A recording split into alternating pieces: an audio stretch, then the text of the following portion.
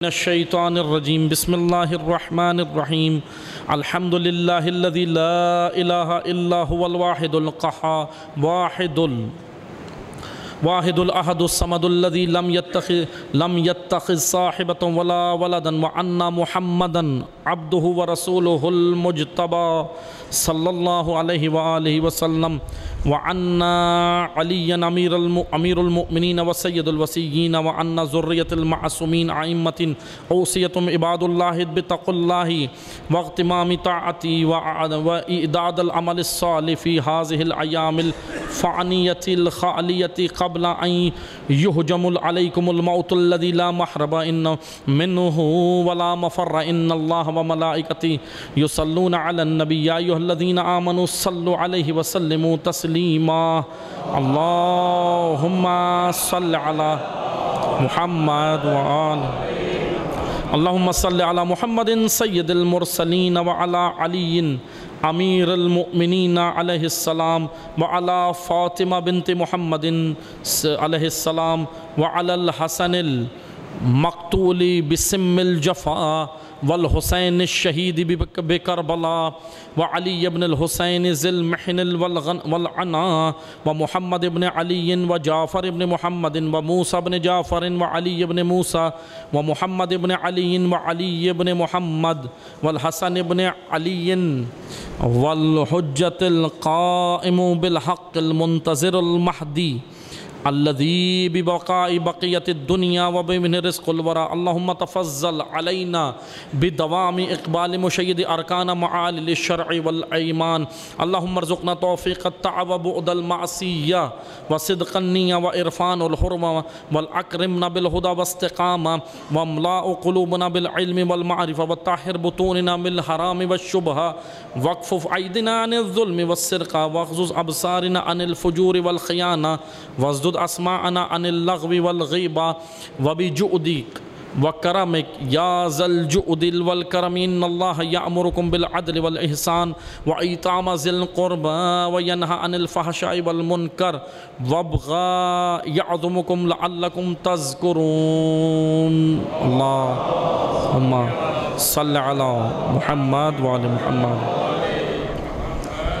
بندگان خدا، آپ سب کو اور اپنے نفس کو ایک بار پھر تقوی الہی کی وصیت کرتا ہوں، تقوی الہی کی جانب دعوت دیتا ہوں۔ خطبہ دوم عید الاضحیٰ کا ہے اور فلسفہ قربانی بیان ہو چکا، بس دو جملے عرض کر کے آپ کی زحمت تمام۔ خطبہ دوم حق بنتا ہے کہ آج کے دور میں چاہے نماز جمعہ ہو یا عیدین کے خطبے ہوں، جس امام کی دور غیبت میں ہم زندگی بسر کر رہے ہیں، ہمارے وقت کا امام، نماز عیدین، نماز جمعہ انہی کا حق ہے، انہوں نے آنا ہے، اور ان کی طرف سے جو ماموریت ہے آج جو علماء انجام دیتے ہیں نماز جمعہ و عیدین، یقیناً حقیقی اس کا وارث پردہ غیب میں ہے۔ اور مہدویت نماز جمعہ کا دوسرا خطبہ ہو یا پھر عیدین کا خطبہ ہو، امام وقت کا تذکرہ ضروری نہیں، واجب ہے۔ اس کی وجہ یہ ہے کہ جب تک ہم کوفہ نہیں سمجھیں گے، جب تک ہم کربلا نہیں سمجھیں گے، جب تک ہم ان کرداروں کو نہیں سمجھیں گے، ہم اپنے وقت کے امام کے لیے تیار نہیں ہو سکتے۔ اس لیے عزاداری بھی وقت کے امام کی تیاری کے لیے ہے۔ عزاداری جو پلیٹ فارم ہے، اس کی حکمت یہ ہے کہ آپ وقت کے امام کے لیے تیار ہوں۔ عزاداری اس لیے نہیں ہے کہ ہم آئیں اور دو چار باتیں اور چلے جائیں، نہیں، بلکہ تیاری ہے۔ عزاداری نصرت امام کا پلیٹ فارم ہے، نصرت امام کے لیے ہے۔ مہدویت کیا ہے؟ مہدویت ایک نظریہ ہے، مہدویت ایک آئیڈیالوجی ہے، مہدویت ایک عالمی نظام ہے، گلوبلائزیشن ہے۔ مہدویت اللہ کا نظام ہے جس نے روئے زمین پر قائم ہونا ہے انشاءاللہ۔ اللہ کا ارادہ ہے، اللہ کا وعدہ ہے۔ اس نظام نے روئے زمین پر، اس عادلانہ نظام نے روئے زمین پر قائم ہونا ہے، اور اسی کے لیے آج ہم دور غیبت میں ہیں، اور دور غیبت میں ہماری ذمہ داری مہدویت کو سمجھنا، مہدویت کو پڑھنا، مہدویت کو گہرائی کے ساتھ سمجھنے کے بعد مہدویت کے اصولوں پر عمل کرنا، اپنے آپ کو تیار کرنا، اور نظریہ مہدویت پر ہونے والی یلغاروں کے مقابل کھڑے ہونا۔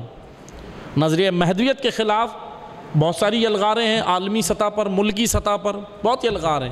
سب سے بڑی یلغار نظریہ مہدویت کے لیے میں یہاں جمعے کے خطبے میں بھی اسی مقام پہ بیان کر چکا ہوں، میں ابھی زیادہ ڈیٹیل میں نہیں جاؤں گا، لیکن میں ساری باتوں کا نچوڑ پیش کروں۔ سب سے بڑی یلغار یا سب سے بڑی رکاوٹ جو نظریہ مہدویت کے لیے ہے وہ نظام شیطان پرستی ہے، جس کو اصطلاح میں ایلیومناٹی کہا جاتا ہے۔ ایلیومناٹی نظریہ ہے، وہ آپ گوگل کے اوپر سرچ کر سکتے ہیں۔ ایلیومناٹی یعنی شیطان پرستی، یہ نظریہ زائنسٹ نے بنایا تھا۔ زائنسٹ، اور زائنسٹ کون ہے؟ صہیونی۔ زائنسٹ ایک نظریہ ہے، زائنسٹ خود ایک نظریہ ہے، زائنسٹ خود ایک سوچ ہے۔ اچھا، جوئش اور زائنسٹ میں فرق ہے۔ جوئش یہودی ہیں اور زائنسٹ ایک ایسا نظریہ ہے جس میں یہ بنانے والے تو یہودی ہیں، لیکن اس سوچ کے اندر بعض عیسائی بھی شامل ہیں، اور آج افسوس کے ساتھ کہنا پڑتا ہے دنیا پرست مسلمان و منافقین بھی شامل ہیں اس زائنسٹ کی پروموشن کے لیے۔ اس زائنسٹ کے پروموٹ کر رہے ہیں باقاعدہ۔ زائنسٹ اور جوئش میں فرق میں معمولی سا بیان کروں، دیکھیں، جوئش یہودیت اور زائنسٹ صہیونیت، اردو میں اگر میں ترجمہ کروں، دونوں میں فرق کیا ہے؟ ہم حضور کی سنت سے دیکھتے ہیں۔ پیغمبر اکرم نے جب مدینہ کے یہودی اطراف میں رہتے تھے تو مدینہ کے یہودیوں سے پیغمبر اکرم نے کہا کہ سنو، اگر آپ اہل کتاب ہو، ہم آپ پہ تبلیغ کریں گے، آپ تک پیغام پہنچائیں گے، لیکن آپ اگر اسلام کے خلاف کوئی سازشیں نہ کرو، اسلام کو نقصان نہ پہنچاؤ، تو ہم آپ سے جنگ نہیں کریں گے۔ مدینہ کے اطراف میں رہنے والے یہود نے معاہدہ کر لیا، حضور کے ساتھ کیا، لیکن قرآن کہہ رہا ہے کہ یہ کبھی بھی اپنے معاہدوں کے پابند نہیں، نہ رہے ہیں نہ رہیں گے، ان پہ بھروسہ نہ کریں۔ انہوں نے کیا کیا؟ اپنا معاہدہ توڑ دیا۔ جیسے ہی معاہدہ توڑا تو پیغمبر اکرم نے لشکر لے کر چڑھائی بھی کروائی ہے۔ خیبر خود ایک قلعہ تھا، خیبر کے علاوہ بہت سارے ایسے چھوٹے چھوٹے قلعے تھے جہاں یہودیوں کی قلعوں کے اوپر چڑھائی ہوئی ہے، اسلامی لشکر نے کی ہے۔ میں ان سادہ لو، میں ان کے لیے سادہ لو کہوں یا کیا جملہ کہوں، سادہ مسلمانوں کے لیے، اور اب معذرت کے ساتھ تشیع کے اندر بھی بعض ایسے موجود ہیں، سادہ تشیع کے لیے بھی میں یہ جملہ کہوں گا کہ اتنے سادہ نہ بنیں، ظاہر بین نہ بنیں، ذرا گہرائی میں جائیں۔ جیسے کہتے ہیں نا بعض لوگ، بھائی اسرائیل سے ہمارے تعلقات ہو جائیں، کیا حرج ہے، ہماری اکنامکس اچھی ہو جائے گی، مضبوط ہو جائے گی۔ یہود سے تعلقات کوئی حرج نہیں ہے، بنا لیں، آپ بنا لیں، لیکن کیا یہ یہود آپ کی پیٹھ میں چھرا گھونپیں گے یا نہیں؟ قرآن پہ ایمان ہے یا نہیں ہے؟ قرآن کہہ رہا ہے گھونپیں گے۔ سورہ تغابن بھی کہہ رہی ہے، سورہ ممتحنہ بھی کہہ رہی ہے، کئی ایسے حوالے قرآن کریم میں کہ آپ کے ساتھ مخلص نہیں ہوں گے۔ بس عزیزان محترم، میں زیادہ اس ڈیٹیل میں نہیں جاتا، لیکن بس اتنی وضاحت کروں کہ جوئش یہودیت، اور ان کے لیے اسلام یہ کہتا ہے کہ اگر یہود اسلام کے خلاف سازشیں نہ کریں، اسلام کو نقصان نہ پہنچائے، تو وہ امن کے ساتھ رہ سکتے ہیں، لیکن اگر وہ اسلام کے خلاف محاذ آرائیاں کریں، اسلام کے خلاف پروپیگنڈے کریں، اسلام کے خلاف سازشیں کریں، تو پھر ان کے ساتھ امن کے ساتھ نہیں رہا جا سکتا۔ اب آپ مجھے بتائیں، ایک ریاست جس کا نام اسرائیل ہے، جوئش ریاست نہیں ہے، اس کے کانسٹیٹیوشن میں جا کر دیکھیں، زائنسٹ ریاست ہے، صہیونی ریاست ہے۔ جیسے بعض لوگ کہتے ہیں نا بھائی یہ فلسطین اور اسرائیل کا مسئلہ ہے، نہیں، یہ اسلام کا مسئلہ ہے۔ اس کو جغرافیہ میں قید کیوں کر رہے ہیں؟ جو جغرافیائی مسئلے ہوتے ہیں ہم اسے عالمی بناتے ہیں، اور جو اسلامی مسئلے ہوتے ہیں اسے جغرافیائی بناتے ہیں۔ ایک مشکل ہمارے ساتھ یہ ہے، عالمی مسئلے ہیں، اسلامی مسئلے ہیں، اس لیے ان مسائل کو ڈسکس کرنا اور ان مسائل کے اوپر گفتگو کرنا اور ان مسائل کے لیے راہ حل پیش کرنا علماء کی ذمہ داری ہے، علماء کی ذمہ داری ہے۔ بس عزیزان محترم، مہدویت کی راہ میں رکاوٹ کون سا نظریہ ہے؟ زائنسٹ۔ لیکن ابھی اس کے اوپر بہرحال پورے لیکچر اور سیمینارز کی ضرورت ہے تاکہ جوانوں کے لیے یہ کھلے موضوع، اچھی خاصی نشستیں اس کے اوپر ہونی چاہیے۔ میں صرف آپ کو پیاس لگانے کی کوشش کر رہا ہوں اس موضوع پہ، ابھی میں بتا نہیں رہا کہ یہ موضوع کیا ہے کیا نہیں ہے، کیونکہ وقت کم ہے، میں صرف پیاس لگا رہا ہوں، ابھی پانی نہیں دے رہے، صرف شدت دے رہے ہیں کہ بھائی آپ ان موضوعات پہ ریسرچ بھی کریں، تحقیق بھی کریں، علماء سے رجوع بھی کریں، اور ایسے سیمینارز، نشستیں، مجالس رکھیں ان موضوعات کے اوپر، تاکہ ہم مہدویت سے قریب ہوں، ہمیں پتہ چلے بھائی امام پردہ غیب میں ہے، ہماری ذمہ داری کیا ہے؟ کیا صرف امام نے ہی آ کر حکومت کرنی ہے؟ نہیں، امام نے ہمیں بھی تو کوئی ذمہ داری دینی ہے، امیر المومنین نے کیا اپنے دور حکومت میں ذمہ دار افراد کو ذمہ داریاں نہیں دی ہیں؟ تو اس لیے عزیزان محترم، مہدویت کے فروغ کے لیے، مہدویت کے ابلاغ کے لیے مجالس کے اندر مہدویت کا تذکرہ ضروری ہے۔ عزاداری کے مجالس میں ماہ محرم میں اگر مہدویت بیان نہیں ہوئی تو معذرت کے ساتھ ہم نے پھر کیا ہے؟ اگر امام مہدی کو ہم بھول گئے عزاداری میں تو اس کا مطلب کہ ہم پھر تیار نہیں ہوئے، ہم فلسفہ عزا بھول گئے۔ فلسفہ عزاداری یہ ہے کہ تمہارے وقت کا امام تنہا نہیں ہونا چاہیے۔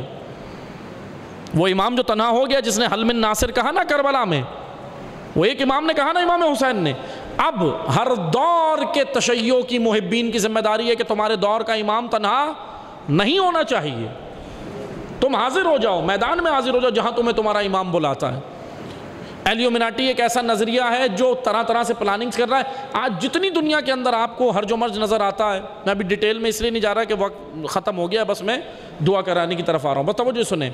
ایلیومیناٹی ایک ایسا نظریہ ہے کہ جو مہدویت کی راہ میں رکاوٹ ڈالنے کے لیے ہر طریقے سے کام کر رہے ہیں۔ سیلیبریٹیز کو خرید رہے ہیں، سیلیبریٹی وہ شخصیت کہلاتی ہے جس کے فالوورز ہوں، فین فالوونگ ہو۔ سیلیبریٹی دینی بھی ہوتی ہے، غیر دینی بھی ہوتی ہے۔ سیلیبریٹیز کو خرید رہے ہیں، سارا کام کر رہے ہیں، اور یقیناً میں اکثر یہ جملہ کہہ چکا ہوں کہ دیکھیں دشمن غافل نہیں ہے، کچھ دشمن غافل نہیں ہے، ایک لحظے کے لیے بھی غافل نہیں ہے، لیکن معذرت کے ساتھ غفلت ہماری طرف سے ہے کہ ہم مجالس میں یہ ضرورت تھوڑا سا تذکرہ سن کے تھوڑا سا ہو جاتے ہیں جذباتی، لیکن پھر باہر نکل کے پھر سب بھول جاتے ہیں۔ لیکن ان موضوعات کے اوپر مسلسل کام کی ضرورت ہے۔ میں بس یہیں پہ خطبے کا اختتام کر رہا ہوں۔ بس عزیزان محترم، مہدویت ہی وہ راہ ہے، مہدویت ہی وہ راستہ ہے جو آج ہمیں نجات دے سکتا ہے۔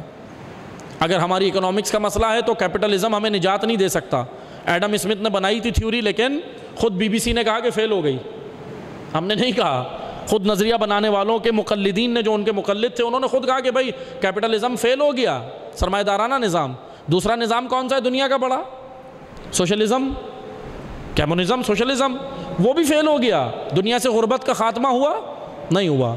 جس کے پاس غربت کے خاتمے کا نظام ہے، معذرت کے ساتھ وہ خود دیگر نظاموں کی طرف جھانک رہا ہے، وہ ہے تشیع، وہ ہے آپ اور میں۔ ہم کبھی دیکھتے ہیں کیپٹلزم، کبھی دیکھتے ہیں کمیونزم، کبھی دیکھتے ہیں فلانا ازم، لیکن ہم نجات کا سامان تو آپ کے ہی پاس ہے، نجات کا نظام تو آپ کے پاس ہے، اور وہ ہے مہدویت۔ ایک ہی نظام ہے جس کو خدا نے کہا ہے کہ یہ نافذ ہوگا تو دنیا سے غربت کا خاتمہ ہوگا۔ زکوٰۃ دینے والے ہوں گے، زکوٰۃ لینے والا نہیں ہوگا، خمس نکالنے والے ہوں گے، خمس کا مستحق نظر نہیں آئے گا۔ ایسا نظام ہے، اتنا آئیڈیل نظام جس ملت کے پاس ہو، اس ملت کو تو چاہیے کہ اس نظام کی تبلیغ کرے، بھرپور کرے، اور سب سے بڑا تبلیغ کا پلیٹ فارم ہمارے پاس عزاداری ہے۔ انشاءاللہ دعا کرتے ہیں اللہ تعالیٰ سے خداوند تبارک و تعالیٰ ہمیں نظام مہدویت کو سمجھنے کی، نظام مہدویت سے جڑنے کی، نظام مہدویت کے ابلاغ و تبلیغ کی توفیق عطا فرمائے۔ پروردگارہ، فلسفہ قربانی کو سمجھ کر آج عید الاضحیٰ کا روز ہے، بابرکت دن ہے پروردگارہ، خلیل اللہ نبی کا دن ہے، ذبیح اللہ نبی کا دن ہے پروردگارہ، تجھے ان عظیم ہستیوں کا واسطہ، تجھے شہدائے کربلا کا واسطہ پروردگارہ، حاضرین کی جو بھی پریشانیاں ہیں خدایا سب کی پریشانیوں کو دور فرما۔ پروردگارہ حاضرین میں اگر کوئی بیمار ہے، امام سجاد علیہ السلام کے وسیلے خصوصاً جن مومنین نے دعا کی اپیل کی ہے، علیل ہیں، پروردگارہ ان سب کو شفائے کاملہ و عاجلہ عطا فرما۔ پروردگارہ مملکت پاکستان کو استحکام عطا فرما، پاکستان سے خیانت کرنے والوں کو ذلیل و رسوا فرما۔ پروردگارہ امت اسلامیہ ملت تشیع میں وحدت و اتحاد عطا فرما، تفرقہ ڈالنے والے فتنہ بازوں کو نابود فرما۔ پروردگارہ دشمنان اسلام کو نابود فرما، ظالمین کو نابود فرما، مظلومین کو شجاعت، استقامت اور کامیابی عطا فرما۔ پروردگارہ علماء حق کا سایہ ہمارے سروں پہ دراز فرما۔ پروردگارہ عزاداران سید الشہداء، عزاداری سید الشہداء، مساجد و امام بارگاہوں کی مقامات مقدسہ کی حفاظت فرما۔ پروردگارہ ہمیں معرفت کے ساتھ ماہ محرم میں داخل ہونے کی توفیق عطا فرما، معرفت کے ساتھ غدیر منانے کی توفیق عطا فرما، معرفت کے ساتھ عید مباہلہ منانے کی توفیق عطا فرما، معرفت کے ساتھ پیروکار اہل بیت، مطیع اہل بیت بننے کی توفیق عطا فرما۔ ہمیں اپنی اور اپنے بچوں کی تربیت کربلا کے الہی قوانین کے مطابق کرنے کی توفیق عطا فرما۔ پروردگارہ حج و زیارت کے متمنی افراد کو جلد از جلد حج و زیارت کے شرف سے مشرف فرما، امام عصر کے ظہور میں تعجیل فرما، ہم امام کے ناصر و مددگاروں میں شمار فرما، امام کے ظہور کی راہ ہموار کرنے کی توفیق عطا فرما۔ ربنا تقبل منا انک انت السمیع العلیم برحمتک یا ارحم الراحمین۔ اللہ